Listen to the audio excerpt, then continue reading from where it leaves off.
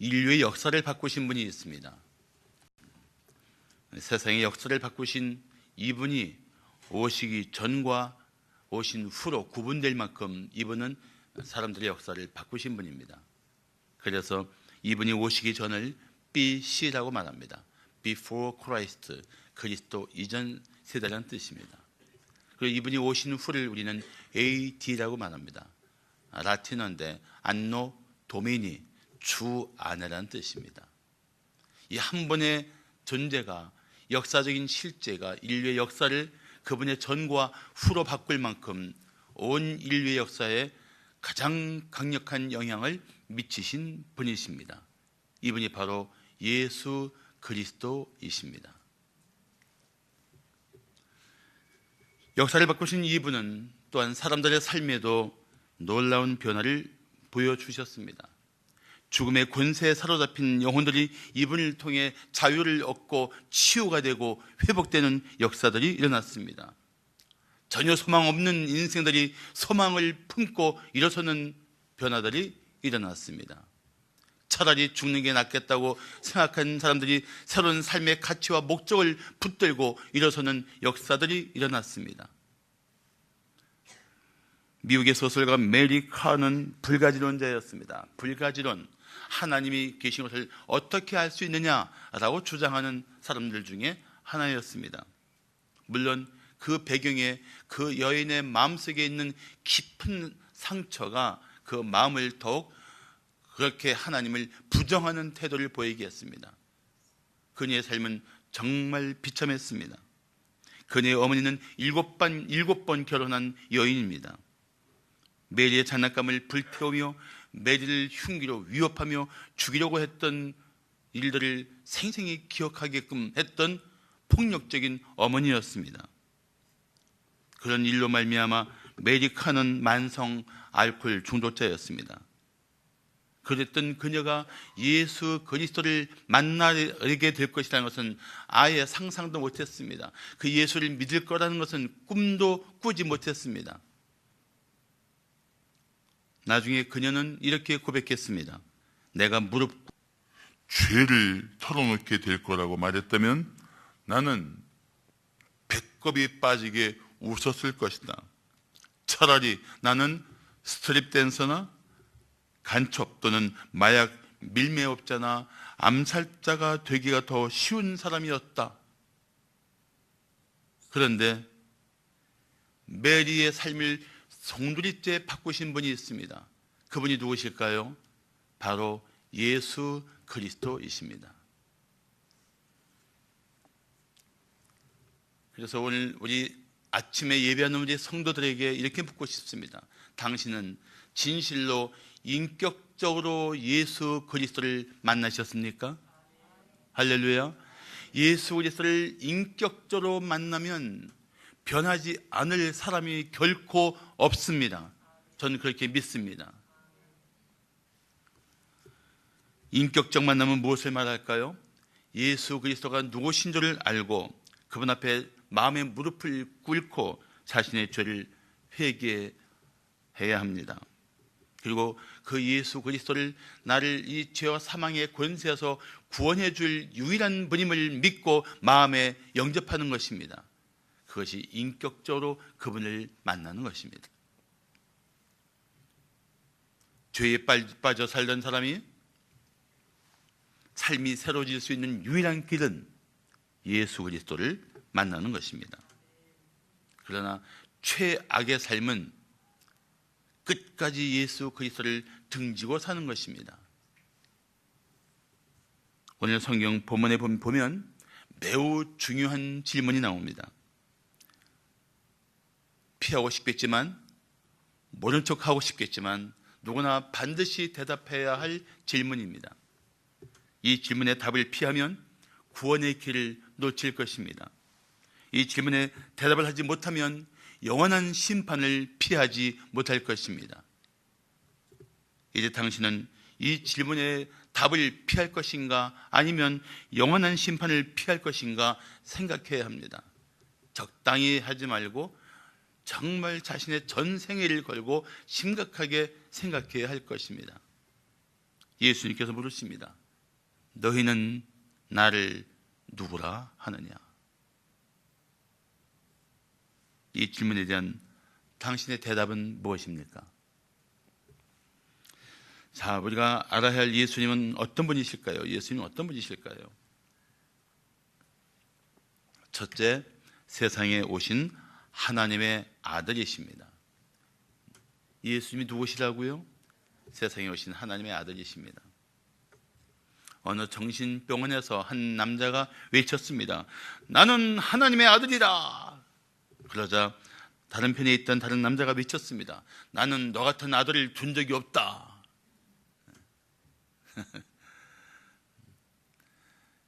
예수님이 하나님의 아들이라고 말씀하셨다면 둘 중에 하나예요. 송구스러운 표현이지만 미친 사람이든가 아니면 진실로 하나님의 아들이든가, 이 중간에 어정쩡한 회색지대는 없습니다.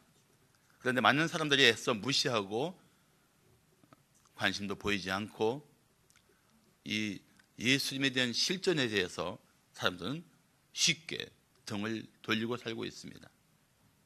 잘 생각해 보십시오. 그분이 미친 사람이라면 어떻게 미친 사람이 사람의 한 인류의 역사를 바꾸고 사람들을 바꾸고 그분 앞에서 놀라운 예술이 탄생하고 그분 앞에서 놀라운 변화들이 가능하겠습니까? 그렇다면 그분은 하나님의 아들이라는 말씀인데, 하나님의 아들이 우리를 위해서 찾아오셨다는데 어떻게 그 영광스러운 분의 임재를 우리가 거부할 수 있습니까? 둘 중에 하나예요. 우리는 묘하게도 어떤 결단의 시간에 회피하거나 빠져나가는 일들이 생활 속에서 익숙해져 있습니다. 그러나 그런 마음들을 바꿔야 할 것입니다. 오늘 본문 13절을 보시면 예수께서 빌립보 가이사랴 지방에 이르러 제자들에게 물어 이르시되 사람들이 인자를 누구라 하느냐? 인자는 예수님이 가르치신, 스스로 표현하신 방법인데 예수님이 제자들에게 물으셨습니다. 사람들이 인자를 누구라 하느냐? 사람들이 예수를 바르게 알지 못하고 따르고 있었습니다. 그런데 어느 날 예수님이 느닷없이 제자들에게 물으십니다. 사람들이 나를 누구라 하느냐? 제자들은 이런저런 대답을 합니다. 오늘 14절을 보시면 이르되 더러는 침례 요한, 더러는 엘리야, 어떤 이는 예레미야나 선지자 중에 하나라 하나이다. 여기 엘리야, 예레미야, 선지자 다 선지자의 이름이고, 침례 요한도 마지막 선지자라고 말할 수 있는 그런 분입니다. 그러니까 예수를 선지자 중에 한 분, 특별한 분 정도로 알고 있었던 것입니다. 그만큼 세상 사람들은 예수님을 바르게 알지 못했습니다. 예수님이 누군지를 알았더라면 단지 호기심이나 자기 욕심을 채우기 위해서 따라다니고 그분에게 기대감을 가지고 접근하지를 않았을 것입니다. 그런데 이때 주님이 다시 물으십니다. 이르시되 너희는 나를 누구라 하느냐? 마치 이렇게 묻고 계신 것 같지 않습니까? 그래, 세상 사람들은 그렇게 말한다 해도 너희는 나를 누구라 생각하느냐? 사람들의 생각과 잘못된 이해가 중요한 것이 아니고 적어도 나를 따르고 나를 만나고 나를 아는 너희는 나를 누구라 하느냐? 이 위대한 질문 앞에 제자들은 잠시 당황했을 것입니다. 제자들도 예수님을 잘 안다고 생각했는데 막상 질문을 받고 내가 제대로 답을 할 수 있는가 하는 마음 때문에 아마도 긴장했을 것입니다.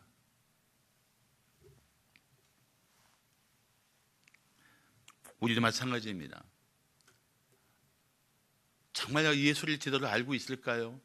당신은 예수를 누구라고 생각하십니까? 라고 물으면 뭐라고 대답하시겠어요?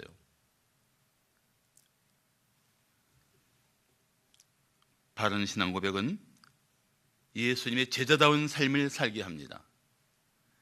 예수님을 바로 알면 예수님을 위해 살고 예수님을 위해 죽을 수도 있습니다.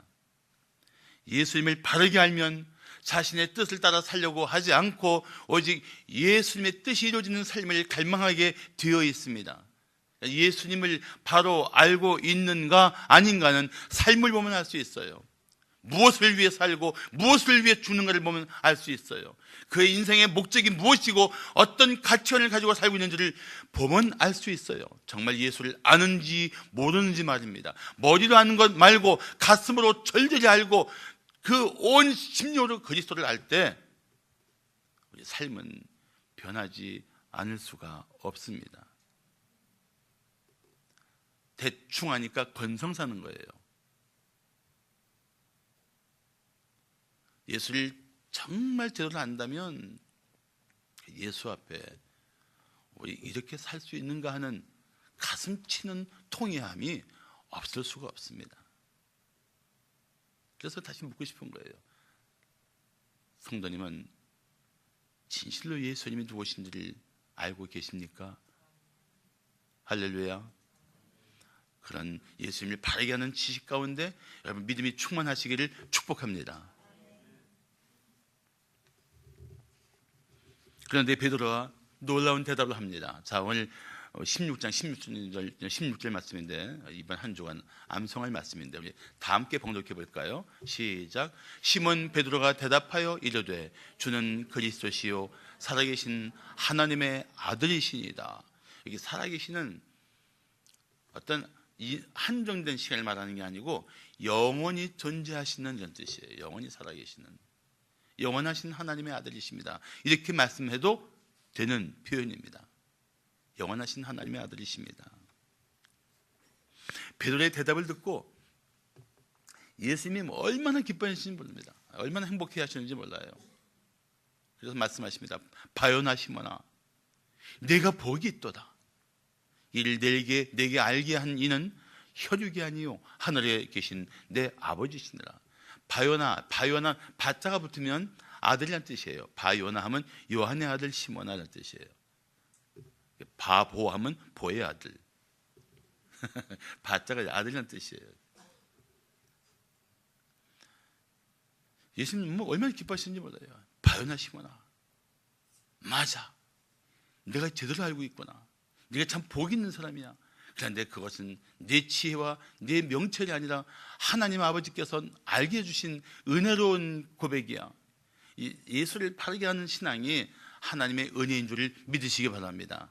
하나님이 깨닫게 도우신 줄을 믿으시기 바랍니다. 지금부터 성령께서 그렇게 우리가 예수를 바르게 알고 믿도록 역사하고 계십니다.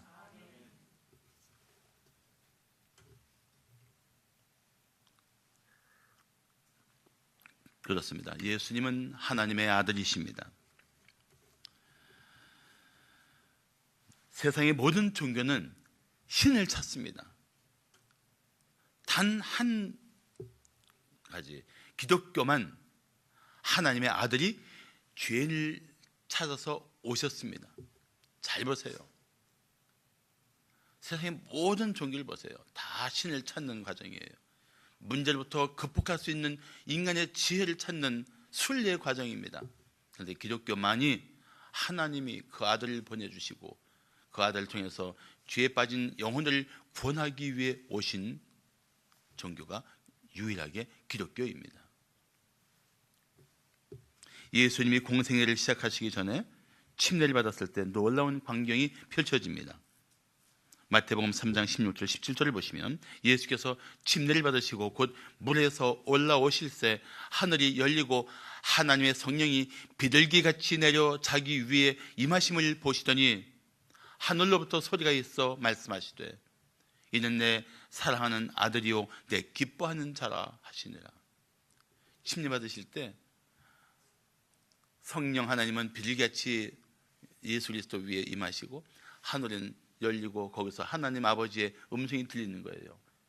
얼마나 장엄하고 영광스럽고 놀라운 광경입니까? 상상만 해도 정말 그 자리에서 그 모습을 보았다면 얼마나 경이로웠을까요? 하나님 말씀하십니다. 내 사랑하는 아들이야. 내 기뻐하는 자야.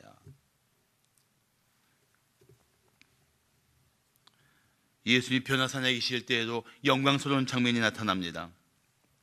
마가복음 9장 7절을 보시면 마침 구름이 와서 그들을 덮으며 구름 속에서 소리가 나되 이는 이 예수는 내 사랑하는 아들이니 너희는 그의 말을 들어라 하는지라. 하나님께서 예수님을 향해서 베드로, 야고보, 요한 세 제자에게 말씀하십니다. 내 사랑하는 아들이야, 너희는 내 아들 예수의 말을 들어라. 그런데 하나님이 예수 그리스도를 아들이라고 말씀하셨다면 이제 예수는 하나님을 아버지라고 불러야 마땅하지 않겠습니까?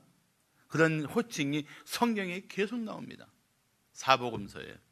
그리고 몇 가지만 말씀드리면, 주님께서 십자가에 달리시기 전에 겟세마네 동산에서 기도하실 때 이렇게 간구하십니다. 조금 나아가사 얼굴을 땅에 대시고 엎드려 기도하여 이르시되 내 아버지여. 하나님을 뭐라고 불렀어요? 내 아버지여, 할만하시거든 이 잔을 내게서 지나가게 하옵소서. 내 아버지여. 주님은 영원전부터 하나님 아버지와 영원한 사랑을 나누고 계셨던 영원하신 분이십니다. 세상에 오셔서도 예수님은 하나님 아버지와 항상 깊고 친밀한 교제를 나누시며 사셨던 분이십니다. 그랬던 주님이 단 한 번 하나님을 아버지라고 부르지 못한 장면이 나옵니다. 십자가에서 예수님은 이렇게 외치셨습니다. 엘리 엘리 라마 사박타니. 나의 하나님, 나의 하나님, 어찌하여 나를 버리셨나이까. 그것이 예수님의 유일한 하나님에 대한 호칭이었어요. 하나님. 그러나 결코 놓칠 수 없는 이 진노 중에도 고백할 수밖에 없는 나의 하나님, 나의 하나님. 왜 예수님이 그런 하나님의 진노를 받으며 그 고통스러운 외침을 외쳤어야 됐을까요? 그 순간이 바로 우리 모두의 죄를 담당하신, 우리의 저주를 대신 받으신 속죄의 순간이었기 때문입니다. 그 단 한순간만, 우리의 죄를 짊어지신 죄인이 되신 그 한순간만 하나님을 향해서 하나님이라고 불렀어요. 그러나 이 속죄가 받아들여진 순간 예수님은 십자가에서 마지막 말씀을 이렇게 마치십니다. 아버지, 내 영혼을 아버지 손에 부탁하나이다. 대속의 죽음을 마치시고 이젠 다시 아버지 앞에 자신의 영혼을 맡기며 그 모든 하나님의 뜻을 이루신 순간 예수님은 속죄 사역을 완성했던 것입니다. 그리고 하나님과의 관계가 회복되었던 것입니다. 아버지라고 부를 수 있는, 아버지, 내 영혼을 아버지 손에 부탁하나이다.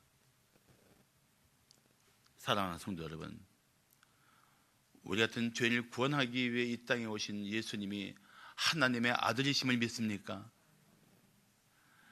당신을 위해 대속의 피를 흘리신 주님이 바로 우리를 구원하기 위해 오신 하나님의 아들이심을 믿어야 합니다. 그분은 하나님으로서 우리의 죄를 대속하시고 인간으로서 우리의 죄를 짊어지시고 하나님 앞에 속죄의 피를 흘리신 하나님과 인간 사이의 유일한 중보자이십니다. 그리고 그 예수를 믿는 성도는 누구든지 영원한 생명을 얻고 영원한 하나님 나라에 들어가게 하실 것입니다. 자, 예수님은 어떤 분이십니까? 둘째, 세상을 구원하시는 그리스도이십니다.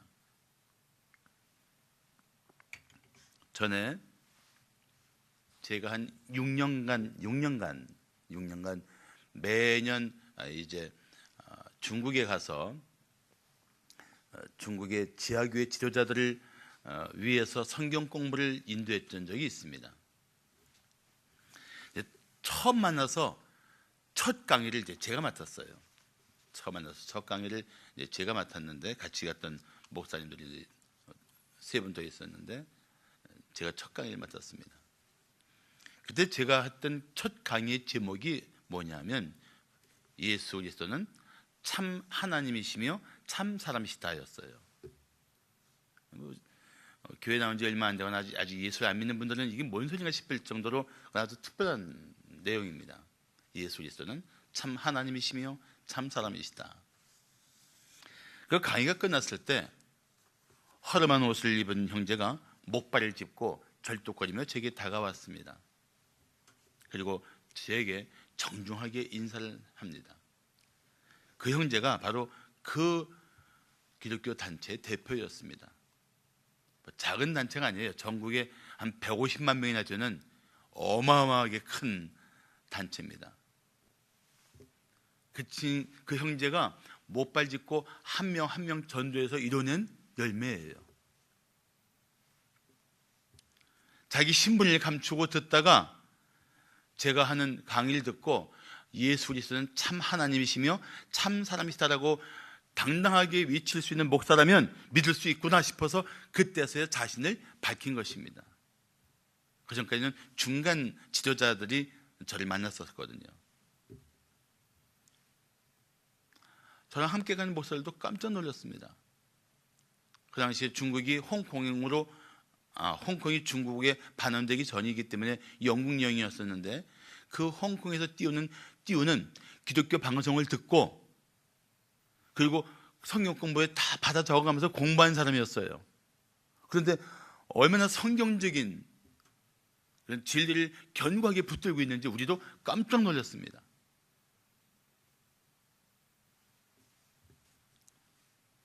하나님이 역사하신 것을 함께 기뻐하며 교제했었는데 결국 중국 공안에 걸려서 그 모임이 흩어지고 더 이상 갈 수 없게 된 아쉬움이 참 많은 분들이고 솔직히 말하면 지금도 마음에 그리운 분들입니다.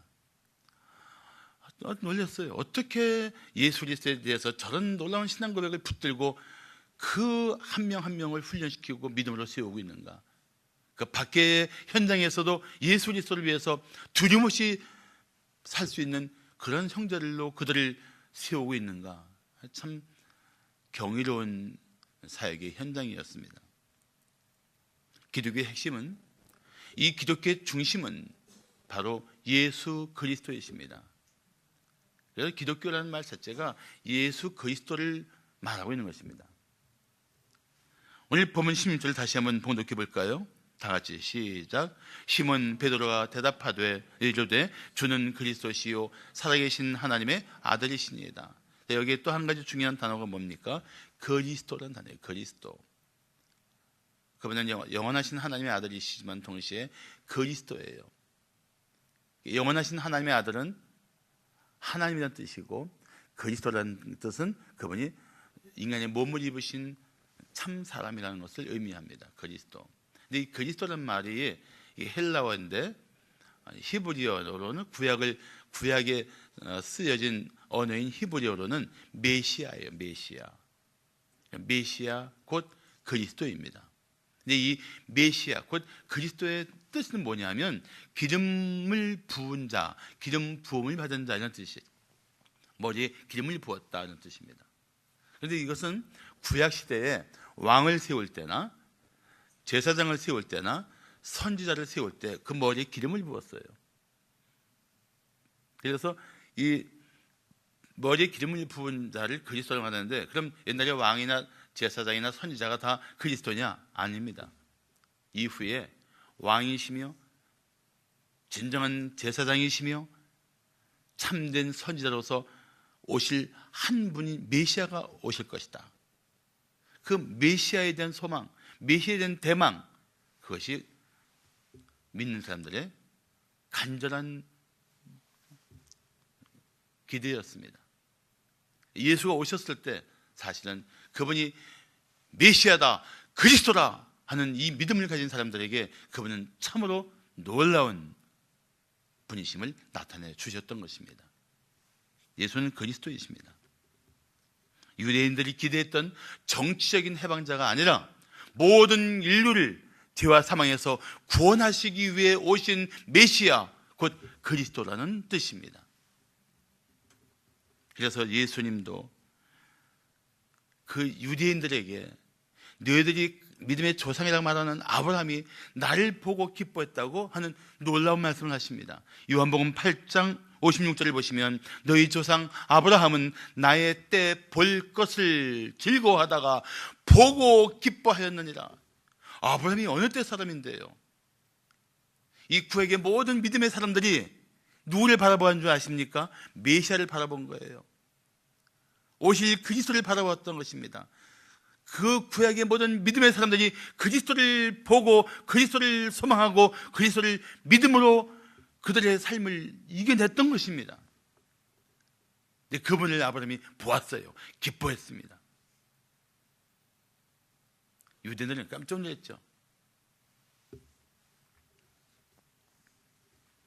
사랑하는 성도 여러분, 예수님을 그리스도라고 고백하는 것은 한마디로 말하면 나를 죄와 사망에서 구원하기 위해 육신을 입고 오신 하나님이시다라는 것을 고백하는 거예요. 그러므로 우리는 예수 그리스도가 나의 구원자이시며 주님이라는 사실을 믿고 고백해야 합니다. 그리스도란 말은 예수님이 참 사람이라는 것을 의미합니다. 왜냐하면 초대교회 때는 그런 사람들이 있었어요. 하나님이 어떻게 육신을 입고 오시냐? 그냥 육신을 입은 것처럼 보였을 것이다. 그렇게 말하는 사람들도 있었습니다.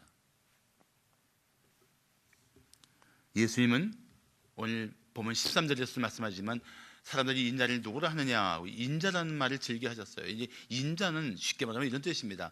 사람이 되신 하나님. 사람이 되신 하나님. 예수님은 참 하나님이시며 참 사람이십니다. 근데 그분의 절반은 사람이고 절반은 하나님이라는 뜻이 절대 아니에요. 그분 존재 자체가 참된 하나님이시며 참된 사람이라는 뜻입니다. 아주 쉽지 않게 느껴지겠지만 하나님이 특별하게 역사하신 그런 예수님의 실체입니다. 그래서 우리가 하나님을 보고 싶으면 예수를 봐야 합니다. 죄가 전혀 없는 사람이라면 어떻게 살 것인가를 보고 싶으면 전혀 죄가 없으신 채 이 땅에 존재하셨던 예수를 보면 됩니다. 예수님이야말로 우리가 영원히 바라볼 하나님이시고, 예수님이야말로 우리가 예수님 오실 때 어떻게 변할 것인가를 바라볼 수 있는 우리의 미래의 모습이기도 합니다. 죄가 전혀 없는 영광스러운 우리들의 모습이 예수를 통해서 나타났던 것입니다. 지금은 우리가 얼마나 허물이 많습니까? 아직도 자기 속에 있는 그 악한 죄와 싸울 일들이 얼마나 많습니까? 아직도 훌렁 벗어버리지 못한 죄의 습관들이 얼마나 많습니까? 아직도 하나님을 기쁘시게 하지 못하는 죄악된 요소가 우리 안에 얼마나 많습니까? 이것들이 전혀 없는 상태로 완전한 한 존재를 보고 싶다면 그분이 바로 예수 그리스도이십니다. 예수 그리스도를 만나셔야 돼요. 예수님은 우리를 죄에서 구원하기 위해 인류의 역사 속에 나타나신 살아계신 하나님의 아들이십니다.